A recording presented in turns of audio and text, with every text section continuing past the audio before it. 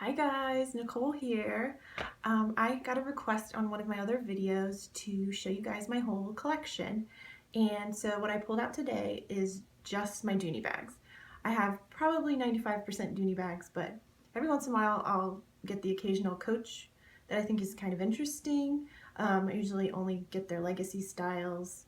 And then I have a couple of Brighton bags that I really love and I probably never sell, but I didn't pull those out today. Just my Dooney ones. It's never the same. My collection's always different. I can never make up my mind, so I'm always buying and selling and changing my mind. So this is just what I have right now at this moment in time. So let me show you what I have. Okay, so I've divided it up by Florentine and non-Florentine bags. So a lot of the Florentine ones you guys already saw in my rare color Florentine video, because almost, I think pretty much all of what I have is just rare Florentine bags now. I've cut all of my, I sold my natural, I sold my chestnut, and so all I have left now is these. So first we have the lavender pocket satchel. I'm sorry, pocket crossbody, because it can only be worn crossbody style or shoulder style if you take the middle section out of the strap. But this is much better lighting today to see how beautiful this lavender color is. Now this one had terrible corner wear, as I said in my other video, and you can see better today. I just used conditioner on this and it looks so much better. It's a really cute little crossbody. But I'll show you later, I just got a new lavender bag in, and so I think I'm gonna let this one go just because it's not that practical for my life. I need a much bigger bag on a daily basis, so still cute, wonderful color. Then you guys also saw my Kelly green in my last video. Yeah, much better day to see the colors today. Gorgeous, gorgeous color. Highly recommend everybody have a Kelly green in their collection. I know a lot of people are turned off by how bright it is, but I seriously love it, and it's a really great statement bag. And this is the mini satchel size. So then I have my salmon pocket satchel. This one is very pebbled, and I actually really like that about it. I find pebble Florentine to be really interesting stuff, so I really enjoy this one, and it's nice and smushy and soft. Somebody really loved it before I got it. And it's a really fun color. So there's salmon. Next I have the one you've all seen before in some of my other videos, my small aqua satchel. And this one also has quite a bit of pebbling on it. And it's definitely my dream Dooney bag. I absolutely adore it. And this color is just like unlike anything else I've ever seen. And if you came to my house, you would see I have a bit of an aqua obsession. So when somebody contacted me and said, hey, would you like a small aqua? I was like, yeah. If you come to my house, you'll see why, because there's aqua everywhere. Next in my Florentine collection, I have my gray East West Chelsea. You can see this color much better today too. Florentine gray has a lot of brown in it. And as it patinas, it gets more and more brown. And this one I haven't used a whole lot, and I got it new, so it's still pretty gray. But as it gets older, it will get browner. And it's one of those colors that either people really like it when it's patinaed or really don't like it, because it changes a lot as it goes through the patina process. So my last Florentine bag, which wasn't in my last video because it's not a rare color, but it's still a cool rare bag, is my black on black teardrop hobo. Now this is a really fun bag, and it's one of those styles that doesn't get a lot of attention but should, because even though it's very thin, it doesn't stand up very well on its own, which is one con about it. But when you wear it as a crossbody or even as a shoulder bag with the strap doubled, it doesn't take up a lot of space against your body, which is really nice. And it's still a great size. I mean, looking at it compared to the East West Chelsea and compared to the small satchel, I mean, it's a great size bag. And I really think it's kind of an unsung hero as far as Florentine styles go. So that's what I have right now in terms of Florentine. So then let's skip over to the Samba land. I have, of course, my sky blue, which I just got in a trade. I absolutely love it. And all of the Sambas are the small size, so they are the same as my aqua in terms of size.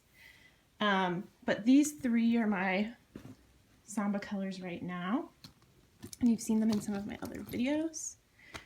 I have Sky, Sunflower, and Bordeaux. And it's funny because I've seen some other Bordeauxs and Sunflowers that don't look like mine, and some Skies that don't look like this. So there's a lot of variation with these Sambas. It seems like they're trying to figure out the correct kind of dye configuration, but they haven't quite got it figured out yet. So it's kind of a gamble when you order one, but I think that makes it kind of fun. And all the colors make me so happy. So this is the new one that I just got in 2 days ago, and I'm going to make a whole video about it because I really like it. It is a lavender pebbled Olivia bag, and I've never had an Olivia before.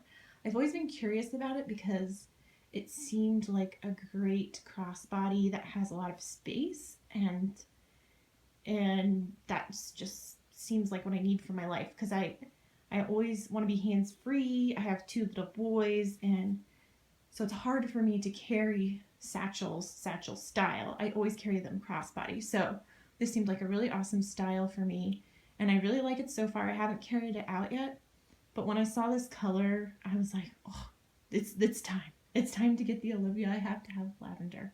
So now, since I have this, I think I'm going to let the lavender Florentine bag go.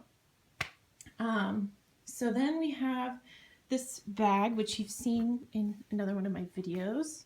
This kind of Aztec tribal inspired hobo that was sold to me as a sample bag, but nobody really knows that much about it, and I can't find too much about it online or anywhere really, so it's kind of a mystery.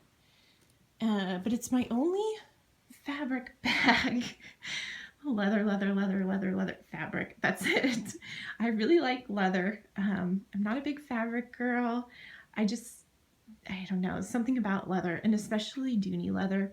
It just has such life to it, especially Florentine. And even though Florentine can be scary because it does get ruined easily, just the magic you can do with conditioner on Florentine is like mind-blowing. And so that's really appealing to me. I don't know, there's just something about it. So then I have my Hunter Green Brenna. And I wanted a Brenna real bad. But I really waited for a good deal. And this one was a decent deal. But I haven't been carrying it lately. Since I got my Sambas, I don't think I've paid any attention to my Brenna. So I don't know if I'm going to keep it or not. It is a really pretty color. You don't see the Hunter Green that often. But it's one I'm currently turning around in my brain and thinking about eliminating. So this is another great bag that a lot of people don't know about. It is the Valerie bag.